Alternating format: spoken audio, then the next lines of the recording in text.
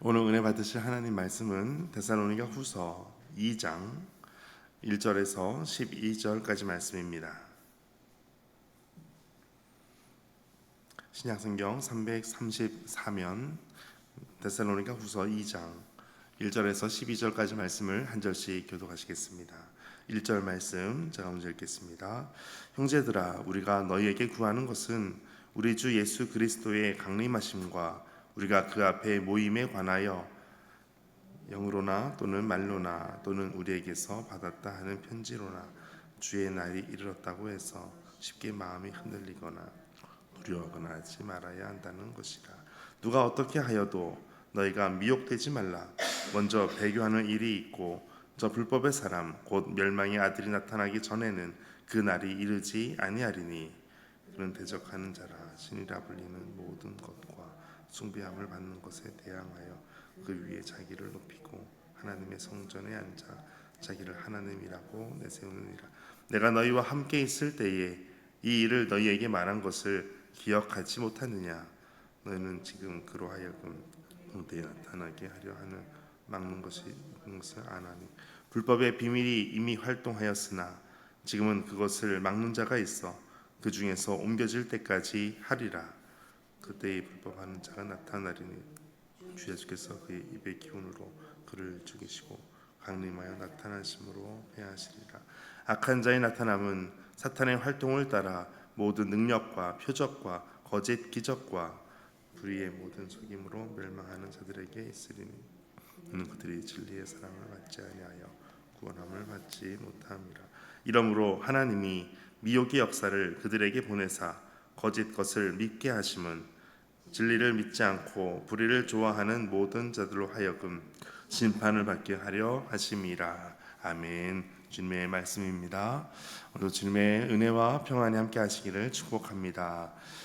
데살로니가 교회에 계속해서 많은 핍박, 환난이 끊이지 않고 계속해서 있었습니다. 그래서 1절 말씀에 보면 그리스도의 강림하심과 우리가 그 앞에 모임에 관하여 말씀하고 있는 것을 알 수가 있습니다. 그래서 2절 영으로나 또는 말로나 또는 우리에게서 받았다 하는 이 편지로나 주의 날이 이르렀다고 해서 쉽게 마음이 흔들리거나 두려워하거나 하지 말아라 라고 말씀하고 있습니다. 사도 바울로부터 받은 편지다라고 거짓으로 속이는 사람도 있었습니다. 그래서 오늘 본문에 나타나지 않지만 데살로니가 후서 3장 17절에 보게 되면 이 모든 것이 친필로 너희에게 편지한다 이렇게 말씀하고 있습니다. 나 바울은 친필로 문안한다 이렇게 표현하는 것처럼 직접 바울이 쓴 것을 알 수 있도록 그렇게 하였다라는 것입니다. 많은 미혹하는 영이 있습니다. 많은 유혹이 있고 미혹이 있습니다. 그 가운데 흔들리지 말라, 두려워하지 말아라 라고 말씀하고 있습니다. 계속해서 많은 어려움 가운데 핍박이 있고 혼란이 있을 때 그때마다 우리는 흔들릴 수 있을 만한 많은 유혹거리들이 있습니다. 그것에 미혹되지 말라라는 것입니다. 우리 삶에서도 신앙생활 하는데 이 정도면 괜찮을까 혹은 이렇게 하는 것이 더 낫지 않은가 하고 말씀 중심의 생각보다 나 중심의 생각이 있을 때가 참으로 많습니다. 그럴 때마다 우리가 흔들리지 않고 더욱더 주의 말씀을 기억하여 주의 말씀으로 믿음으로 사는 것이 우리에게 필요합니다. 오늘도 흔들리지 않는 이 믿음의 모습으로 살아가게 되시기를 축복합니다. 우리를 흔들고 우리를 유혹하는 미혹하는 그 모든 부분을 오늘 본문에서는 5가지로 표현되고 있는데 첫째는 3절 가운데 보시면 불법의 사람이라고 표현하고 있습니다. 불법의 사람이다. 또 두 번째는 바로 곧 멸망의 아들이 나타난다. 멸망의 아들이다. 세 번째는 4절에 그는 대적하는 자다. 대적하는 자가 유혹합니다. 그리고 네 번째는 4절에 보니까 자기를 높이는 자, 자기를 높입니다. 마지막 5번째는 자기를 하나님이라고 내세우는 자가 있습니다. 그런 자들이 우리를 미혹한다 할지라도 3절에 누가 어떻게 하여도 너희가 미혹되지 말라. 어떻게 하여도 미혹되지 말라. 어떤 일이 있어도 절대로 흔들리지 말고 두려워하지 말아라 라고 말씀합니다.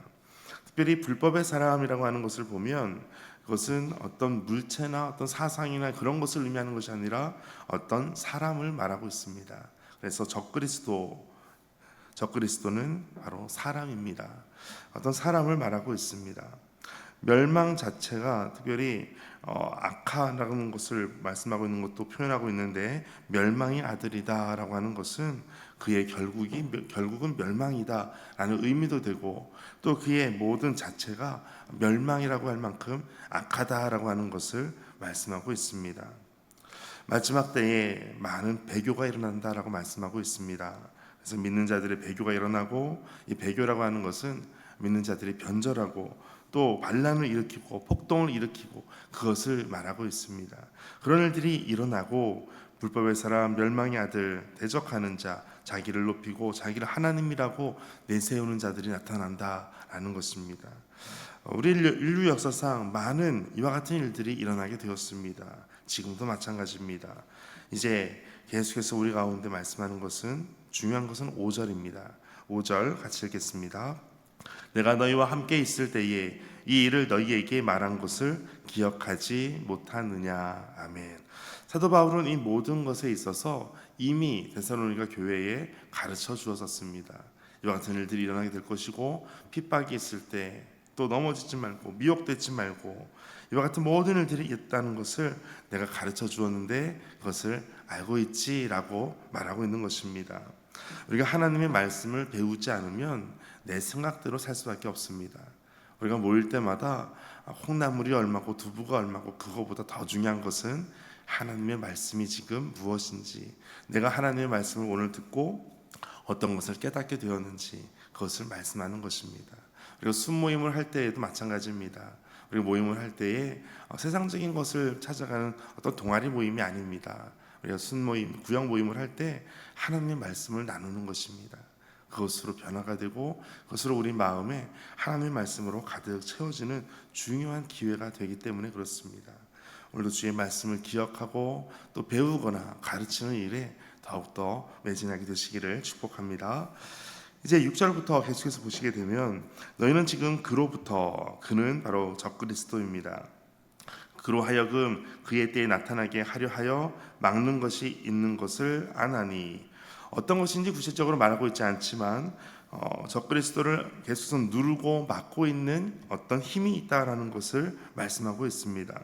7절에는 불법의 비밀이 이미 활동하였으나, 불법의 비밀이라고 하는 것은 은밀하게 모든 사탄의 활동을 하는 것을 말씀하고 있습니다. 그러나 지금은 그것을 막는 자가 있어 그 중에서 옮겨질 때까지 하리라.